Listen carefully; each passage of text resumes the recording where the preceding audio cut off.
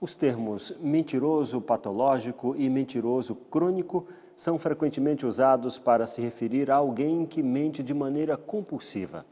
Um estudo constatou algo que muita gente já desconfiava, hein? Quanto mais mentiras contadas, mais fácil fica contar novas mentiras. Mentir é o ato intencional de fazer uma declaração falsa. A mentira patológica pode ser descrita como vício em mentir. É quando o indivíduo mente sem nenhum ganho pessoal. A mitomania ou mentira compulsiva interfere no julgamento racional, no relacionamento familiar e especialmente social. O diagnóstico da mitomania pode ser feito pelo médico psiquiatra ou psicoterapeuta após uma avaliação. Para muitos, a mentira é algo comum e faz parte do cotidiano.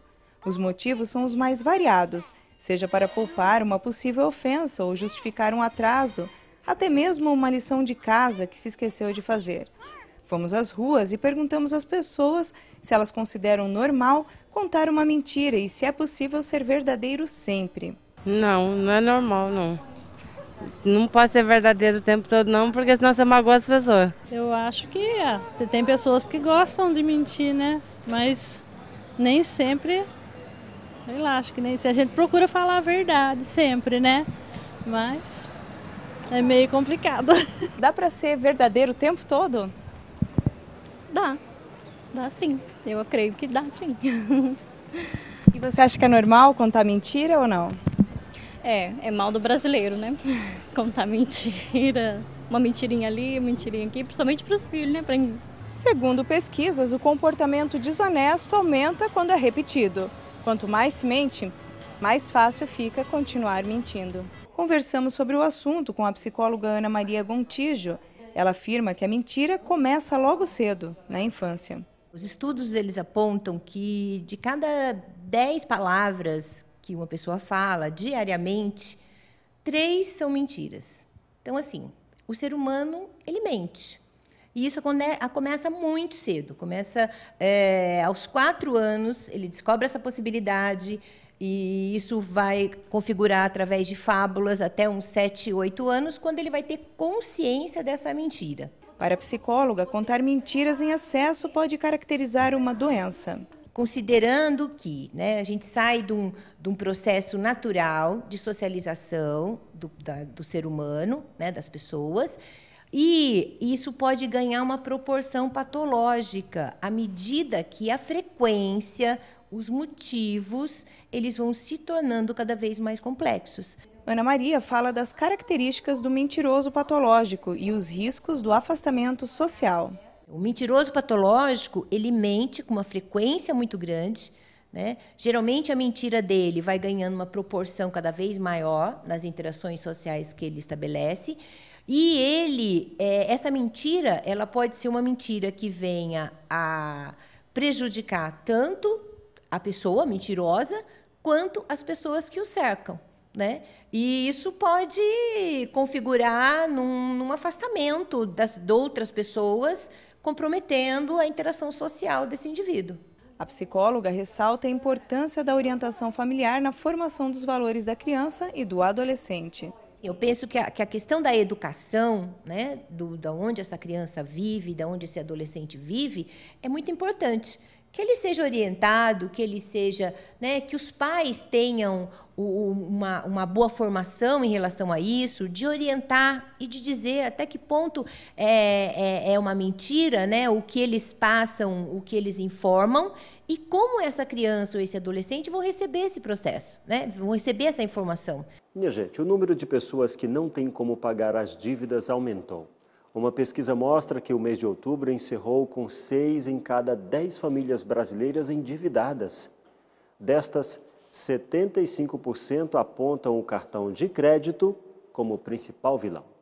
Em outubro, quase 6 em cada 10 famílias brasileiras estavam endividadas. Pelo menos é o que aponta a pesquisa de endividamento e inadimplência do consumidor, divulgada pela CNC. O percentual é menor do que o registrado em setembro, quando 58% das famílias estavam nesta situação, e bem mais baixo do que o registrado em outubro do ano passado, quando 62% das famílias estavam no vermelho. Mesmo assim, o número de pessoas que não têm como pagar as dívidas aumentou em um ano. De acordo com a pesquisa, 9,5% dos entrevistados afirmaram não ter perspectiva de sair do endividamento. E o preço do gás de cozinha sobe mais uma vez no estado de São Paulo. E o cidadão já pode preparar o bolso, porque a conta de luz também ficou mais cara.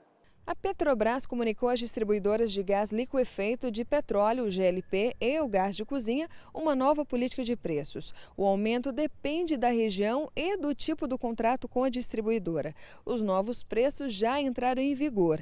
O maior impacto foi na região Nordeste, com reajuste de 4%. Em São Paulo, o repasse fica entre 1% e 4%, dependendo do contrato. O preço médio no estado é de R$ 52,97. O repasse, portanto, pode ficar entre R$ 53 centavos e R$ 2,12. Segundo o presidente da Associação Brasileira dos Revendedores de GLP, Alexandre Boragelli, o novo aumento foi feito de forma irresponsável, pois não há uma nota sequer com as devidas explicações. E vem mais aumento por aí. Segundo a ANEEL, Agência Nacional de Energia Elétrica, vai ser cobrada novamente a tarifa extra das bandeiras tarifárias. Começa a entrar em vigor a bandeira amarela, que inclui R$ 1,50 a cada 100 kW consumidos pelos brasileiros. Thaís Orlovic, repórter setorial. O que acontece fora da nossa região também é destaque aqui. Você vai acompanhar agora as principais notícias que foram destaques nacionais. Veja. Os brasileiros, só nesse ano, já pagaram mais de R$ 1 trilhão em impostos, segundo o impostômetro da Associação Comercial de São Paulo. Os Correios anunciaram um plano de demissão voluntária. A proposta é para economizar até R$ 1 bilhão por ano, com a expectativa de que 8 mil funcionários façam a adesão ao plano. Esse foi o Giro de Notícias dos destaques nacionais e ainda nesta edição estarei de volta para trazer mais informações do Vale do Paraíba. Quando se trata de educação dos filhos, você sabe da diferença entre autoridade e autoritarismo? E qual seria a melhor forma de dosar os limites ensinados para as crianças? Tire essas dúvidas agora no quadro E Agora, Mamãe? Olá! No nosso quadro Agora Mamãe de hoje, a gente vai falar sobre a diferença entre autoridade e autoritarismo. Um dos grandes desafios da educação dos filhos é o limite, não é mesmo? Pois é. E aí, como é que a gente dosa a questão da autoridade com a questão de permitir os filhos, do diálogo com as crianças? Esse é um grande desafio, não é? A gente tem que primeiro entender a diferença entre ser autoridade e ser autoritário.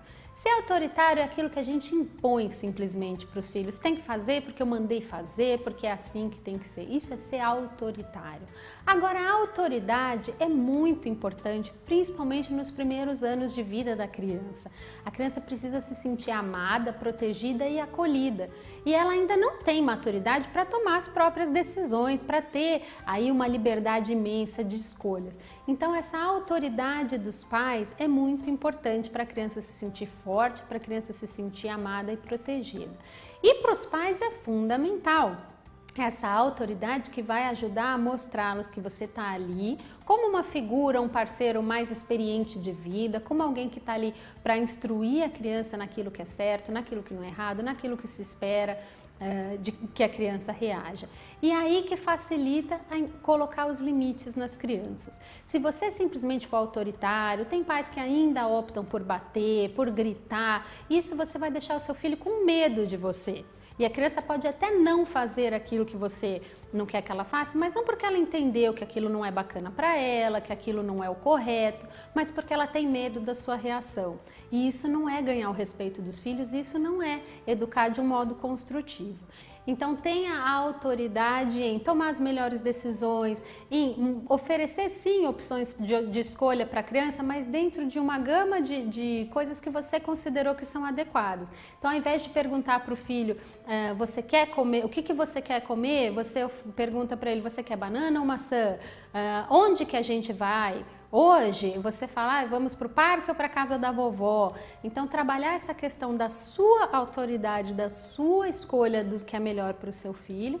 E aí, sim, você proporcionando opções, escolhas, diálogos, questionamentos, né? A criança às vezes questionar os pais, será que eu estou perdendo a autoridade? Meu filho perguntou por quê? Meu filho está querendo negociar alguma coisa aqui. A gente permite isso, sim, os pais vão avaliar situações, se vale a pena ceder, se vale a pena não ceder, explicar mais ou menos, mas sempre tendo em mente que os pais devem ter a voz, a última decisão, não importa a reação dos filhos. Então a dica de hoje é essa para vocês, papais e mamães, não terem medo de serem sim a autoridade dentro desse contexto familiar, mas tomar bastante cuidado e ficar atento para não exercer um autoritarismo aí e afastar os pequenos de vocês. Esse foi o nosso E Agora Mamãe de hoje, espero vocês em nosso próximo encontro. Um abraço!